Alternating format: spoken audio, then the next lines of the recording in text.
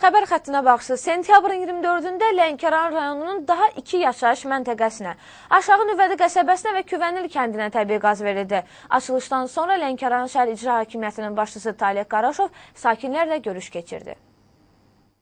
Qazın açılışı münasibəti ilə keçirilən mərasimdə Lənkəran şəhər icra hakimiyyəti başçısının Aşağı Nüvədi İnzibati Ərazi Dairəsi üzrə nümayəndəsi Rəşadət Mirzəyev, sakinlərdən Məlik Əliyev və Cəbrayıl Əyyubov çıxış edərək 20 illik fasilədən sonra ərazinin mavi alovla təmin edilməsi ilə əlaqədar Prezident İlham Əliyev və bütün sakinlər adından minnətdarlıqlarını bildirdilər. Lənkəran şəhər icra hakimiyyəti başçısı Taleh Qaraşov bu əlamətdar hadisə münasibəti ilə əhalini təbrik etdi. Uzun fasilədən sonra sakinlərin arzusunun reallaşdığını söylədi. Bu sevinci ölkə vətəndaşlarına bəxş edən cənab Prezident İlham Əliyev və əhali adından təşəkkürünü bildirdi. Sonra qazın açılışını bildirən rəmzi məişəl alovlandırıldı.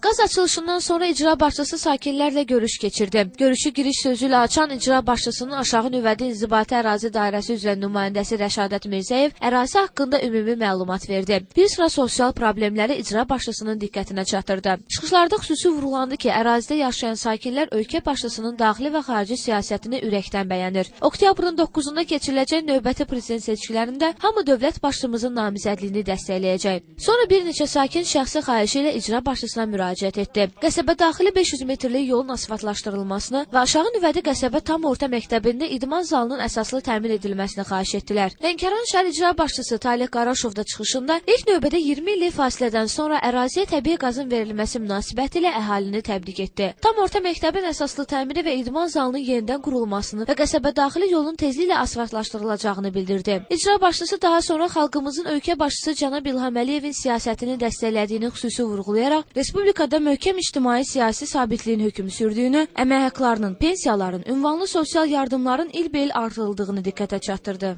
İcra başçısı sonda bugünkü görüş zamanı qaldırılan təkliflərin icrası üçün əlaqədar təşkilat rəhbərlərinə konkret tapşırıqlarını verdi. Günay Əlizadə, Vüsal Ələkbərov, Lənkəran.